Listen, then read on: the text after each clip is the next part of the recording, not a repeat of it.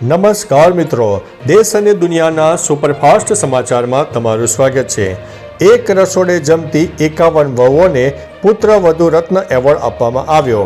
વાત છે સુરતની। સુરતના વાટલિયા પ્રજાપતિ સમાજે ધનતેરસના દિવસે અનોખો કાર્યક્રમ યોજીને પુત્ર વધુ રત્ન એવોર્ડથી 51 વહુઓને સન્માનિત કરી।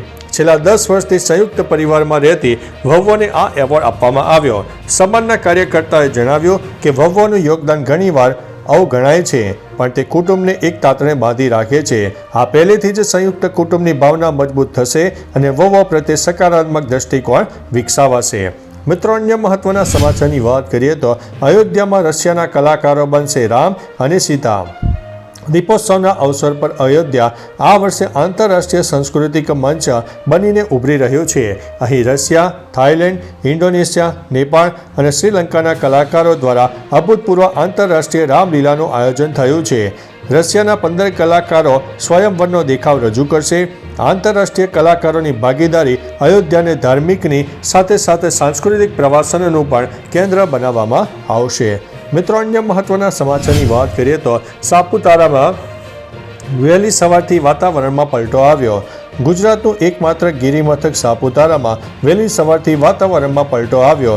ધીમી ધારે વરસાદ અને ગાજવીજ સાથે થંડરસ્ટોર્મ એક્ટિવિટીનો માહોલ ઊભો થયો। આહવા, વઘઈ, સુબીર સહિત ડાંગના ગામડાઓમાં પણ પવન સાથે વરસાદી ઝાપટા પડ્યા। આ વરસાદથી વાતાવરણમાં ખુશનુમા અને ઠંડક પ્રસરી જવા પામી। ડાંગની લીલીછમ વનરાઈ વધુ સુંદર બની ગઈ। પ્રવાસીઓમાં ખુશીનો માહોલ જોવા મળ્યો, પરંતુ ખેડૂતોની ચિંતા વધી રહી છે। મિત્રો, અન્ય મહત્વના સમાચારની વાત કરીએ તો નવા રમતગમત રાજ્યમંત્રી એક્શનમાં આવ્યા છે। ડોક્ટર જયરામ ગામિતે રમતગમત રાજ્યમંત્રી તરીકે પદભાર સંભાળ્યો। પ્રથમ દિવસે ગાંધીનગર ખાતે સ્પોર્ટ્સ ઓથોરિટી ઓફ ગુજરાતની મુલાકાત લઈને કામગીરીની વિગતો મેળવી। તેમણે અધિકારી અને કર્મચારીઓને દિવાળીની શુભેચ્છા પાઠવી।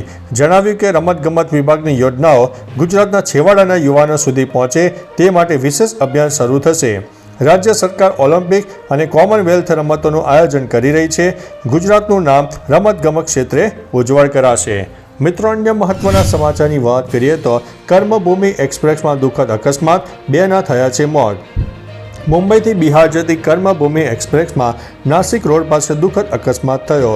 ટ્રેનમાંથી 3 મુસાફરો નીચે પડી ગયા, જ્યાં 2 યુવકોના ઘટના સ્થળે મૃત્યુ થયા છે, જ્યારે એક ગંભીર રીતે ઘાયલ થયા છે। દિવાળી અને બિહાર ચૂંટણીના કારણે વધુ ભીડના કારણે આ અકસ્માતનું કારણ માનવામાં આવે છે। પોલીસે અકસ્માત અને મૃત્યુનો ગુનો નોંધીને મૃતદેહોની ઓળખ પ્રક્રિયા અને તેની તપાસ પણ શરૂ કરી દીધી છે। મિત્રો, અન્ય મહત્વના સમાચારની વાત કરીએ તો મંત્રીએ ગઢડા ગોપીનાથજી મંદિરે કર્યા દર્શન। નવનિયુક્ત મંત્રી કૌશિક વેકરિયાએ ગઢડાના ગોપીનાથજી મંદિરમાં દર્શન કર્યા। તેમની સાથે ધારાસભ્ય જનક તળાવડિયા, પૂર્વ જિલ્લા ભાજપ પ્રમુખ સુરેશ ગોધાણી, જયરાજભાઈ પટગીર અને નગરપાલિકા પ્રમુખ હિતેશભાઈ પટેલ ઉપસ્થિત રહ્યા। મંદિરે પહોંચતા ચેરમેન, સંતો અને બીજેપી કાર્યકરોએ ફૂલહારથી સન્માન કર્યું। સંતોએ ગર્ભગૃહમાં સાફો બાંધીને વેકરિયાને વિશેષ સન્માનિત કર્યા। મંત્રીએ રાજ્યની સુખ, શાંતિ અને સમૃદ્ધિ માટે પ્રાર્થના કરી। મિત્રો, અન્ય મહત્વના સમાચારની વાત કરીએ તો નિયા શર્માએ મર્સિડીઝ AMG કાર ખરીદી। નિયા શર્માએ મર્સિડીઝ AMG કાર ખરીદી છે। તેણીએ પીળી કાર ખરીદી હતી। તેના ફોટો સોશિયલ મીડિયામાં વાયરલ થયા છે। અહેવાલો સૂચવે છે કે આ કારની કિંમત અંદાજિત 1.5 કરોડ રૂપિયા છે। નિયાએ નવી કાર માટે પૂજા કરી હતી। સમારંભ દરમિયાન તેણી કાળા પોશાક પહેરેલી જોવા મળી હતી। નિયા ખૂબ જ ખુશ અને ઉત્સાહિત દેખાતી હતી। ફોટા શેર કરતા તેણીએ લખ્યું કે બધા પૈસા ગયા, EMI શરૂ થઈ ગયા। મિત્રો, અન્ય મહત્વના સમાચારની વાત કરીએ તો દિવાળી આજે કે આવતીકાલે? દિવાળી 2025ની તારીખ અંગે મૂંઝવણ અમાવસ્યા તિથિના કારણે ઊભી થઈ છે, કારણ કે 2 દિવસ ચાલે છે। અમાવસ્યા 20 ઓક્ટોબર બપોરે 3:44 શરૂ થઈને 21 ઓક્ટોબર સાંજે 5:50 સુધી પૂર્ણ થશે।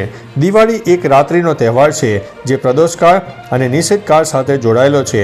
આ બંને શુભ સમયગાળા 20 ઓક્ટોબરે આવે છે, તેથી આ વર્ષે દિવાળીનો મુખ્ય દિવસ 20 ઓક્ટોબરે ગણવામાં આવશે। મિત્રો, અન્ય મહત્વના સમાચારની વાત કરીએ તો વડોદરાથી જઈને લઈ જવાયેલા 18 ક્વિન્ટલ ફૂલોથી કેદારનાથ મંદિરમાં શણગાર। દીપાવલીના શુભ પ્રસંગે વડોદરાના શિવ ભક્તો સંસ્કારી નગરીની ઓળખ અને ફૂલોની સુગંધ ફેલાવવા કેદારનાથ પહોંચ્યા હતા. 15 કારીગરો દ્વારા 18 ક્વિન્ટલ રંગબેરંગી ફૂલો અને કલ્ટ ફ્લાવરથી ભગવાન મહાદેવના મંદિરનો ભવ્ય શણગાર થયો. સ્વેજલ વ્યાસના આયોજન હેઠળ દિવાળીના પાવન અવસરે વર્ષોથી ચાલતી પરંપરા મુજબ કેદારનાથ ધામમાં આ અનોખા ફૂલોનો શણગાર કરવામાં આવ્યો હતો. મિત્રો, અન્ય મહત્વના સમાચારની વાત કરીએ તો આવતા મહિને થશે સનસનાટી ભર્યા ખુલાસાઓ. 6 વર્ષથી બ્રિટનની જેલમાં બંધ ભાગેડુ હીરા કારોબારી નીરવ મોદીએ કોર્ટમાં દાવો કર્યો છે કે તેના પ્રત્યાર્પણ કેસમાં આવતા મહિને સનસનાટી ભર્યા ખુલાસા થશે. PNB બેંક કૌભાંડ અને મની લોન્ડરિંગના આરોપી નીરવ મોદી બેંક ઓફ ઇન્ડિયાના 66 કરોડના બાકી લેણાના કેસમાં હાજર થયો હતો. તેણે કહ્યું છે કે જલ્દી જ એવા ખુલાસા થશે જે પહેલાં ક્યારેય થયા નથી. મિત્રો, અન્ય મહત્વના સમાચારની વાત કરીએ તો સગીરાને 100 રૂપિયા આપીને નરાધમ ફરવા લઈ ગયો અને પછી આચર્યું દુષ્કર્મ. અમદાવાદના વટવા વિસ્તારમાં 12 વર્ષીય સગીરા સાથે દુષ્કર્મની ઘટના બની. આરોપી પ્રફુલ ઉર્ફે પ્રિન્સ ઠાકુરે સ્કૂલે જતી સગીરાને રસ્તામાં રોકી અને વોચ કરતો હતો. ત્યારબાદ 100 રૂપિયા આપ્યા અને લાલચ આપીને પોતાના રૂમમાં લઈ જઈને દુષ્કર્મ આચર્યું. સગીરાએ માતા પિતાને જણાવતા મામલો ખુલ્યો. પોલીસે યુપીથી આરોપીની ધરપકડ કરી છે અને પોક્સો હેઠળ ગુનો નોંધવામાં આવ્યો છે. મિત્રો, અન્ય મહત્વના સમાચારની વાત કરીએ તો વૈજનાથ દાદાને 2.51 લાખની નોટોનો શણગાર.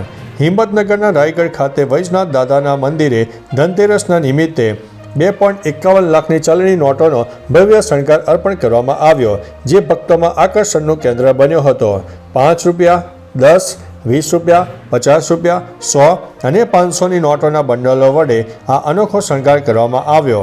વૈજનાથ દાદાના મંદિરમાં શ્રાવણ માસ સહિત વર્ષભર વિવિધ તહેવારો દરમિયાન અલગ અલગ શણગારો કરવામાં આવતા હોય છે. તો ચાલો મિત્રો, ફરીથી દેશ અને દુનિયાના સુપરફાસ્ટ સમાચાર લઈને મળતા રહીશો. ત્યાં સુધી અમને રજા આપશો. નમસ્તે.